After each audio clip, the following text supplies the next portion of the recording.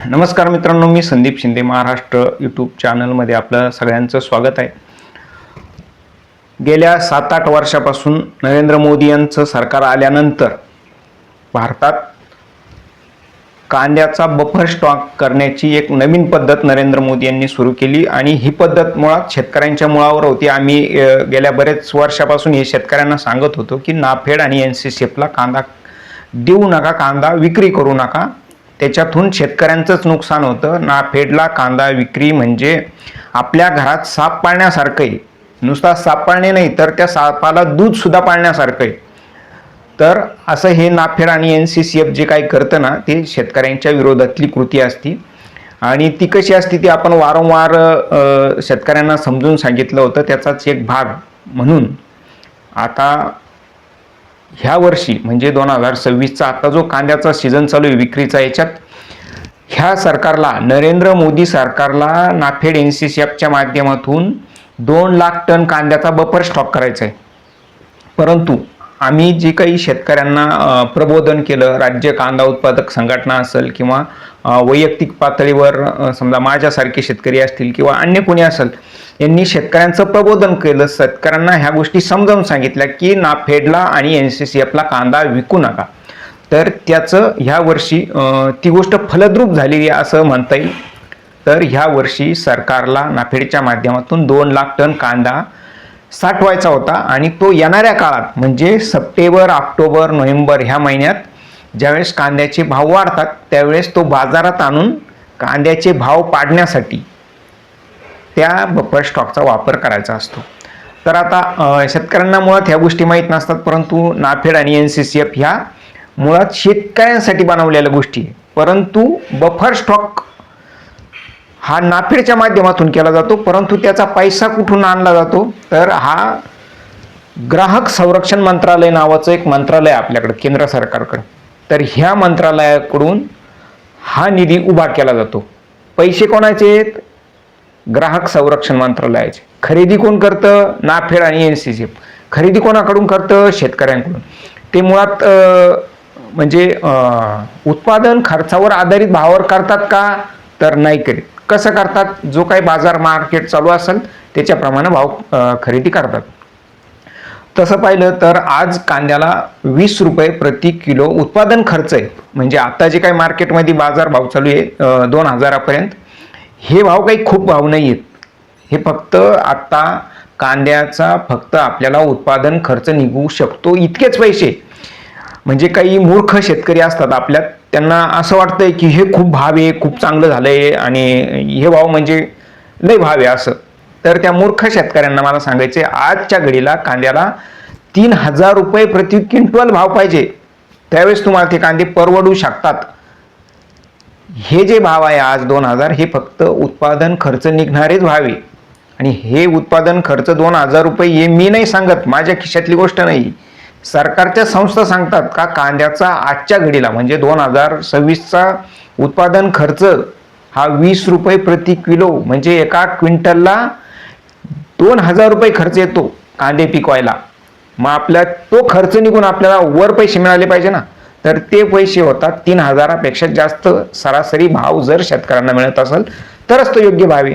तर आपण आता मूळ मुद्द्याकडे येऊ. तो मूळ मुद्दा असा आहे का नाफेड आणि NCCF ज्या खरेदी करतात त्या ग्राहक संरक्षण मंत्रालयाच्या जे निधी आहे तो निधी वापरतं आणि आपला शेतकऱ्यांचा कांदा खरेदी करतं आणि तो कांदा खरेदी केल्यानंतर तोच कांदा पुन्हा शेतकऱ्यांच्या मालाला ज्यावेळेस भाव वाढलेले असतात साठवून ठेवलेल्या कांद्याला, त्यावेळेस ते भाव पाडण्यासाठी सरकार बाजारात आणून स्वस्तात ते कांदे विकतं.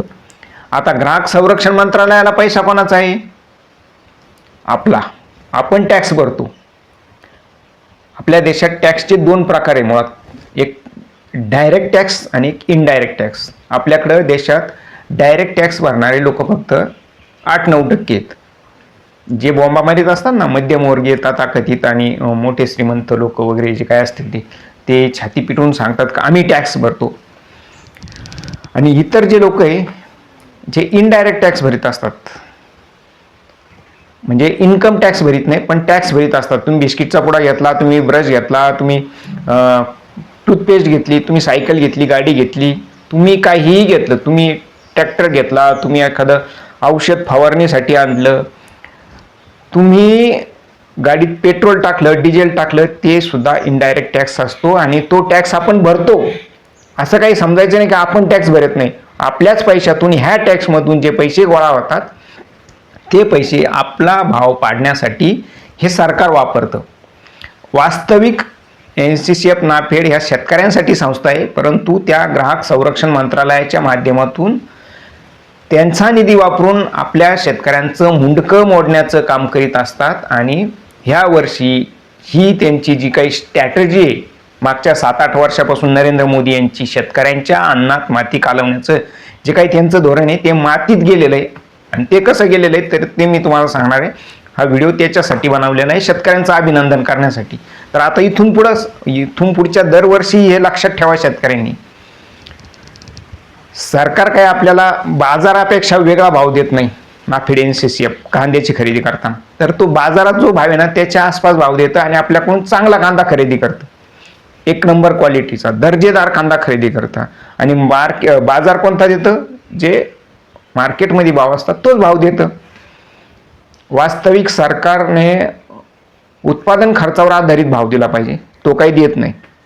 तर झालं असं आहे, सरकारला 2 लाख टन कांदे यावर्षी साठवायचे होते, परंतु सरकार थोबाडावर पडलेलं आहे आणि सरकार ह्या वर्षी फक्त 2 लाख टन कांदे खरेदी करणार होतं. परंतु शेतकऱ्यांनी दाखवलेल्या एकीमुळं आणि शेतकऱ्यांचं झालेलं प्रबोधन याच्यामुळं फक्त 5,000 टन कांदा नाफेड NCCFच्या माध्यमातून सरकारने खरेदी केलेला आहे.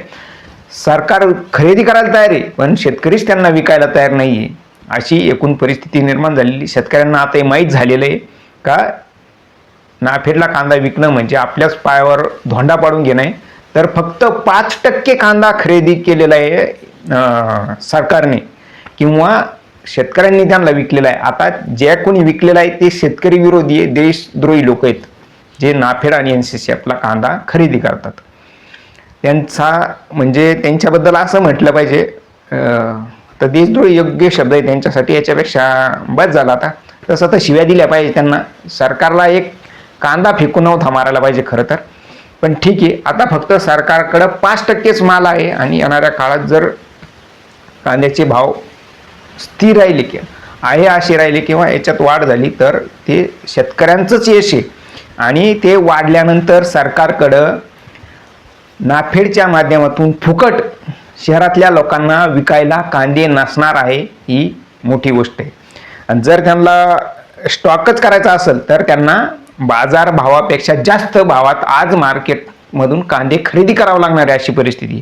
तर हे थोबाडावर पडलेलं आहे सरकार, याला शेतकरी यांचं अभिनंदन केलं पाहिजे. आणि पुन्हा येणाऱ्या काळात कधीच नाफेडला कांदे विकू नका आणि आपल्या अन्नात माती काढू नका. तर धन्यवाद. व्हिडिओ याच्यासाठी केलेला होता का सरकार फक्त 5% कांदे खरेदी करू शकलेलं आहे. 2 लाख टन खरेदी करायची होती आणि ती झालेली आहे फक्त 5,000 टन. धन्यवाद. चॅनलला लाईक करा. शेतकऱ्यांच्या प्रश्नांसाठी आपण बोलत असतो आणि व्हिडिओ शेअर करा. धन्यवाद.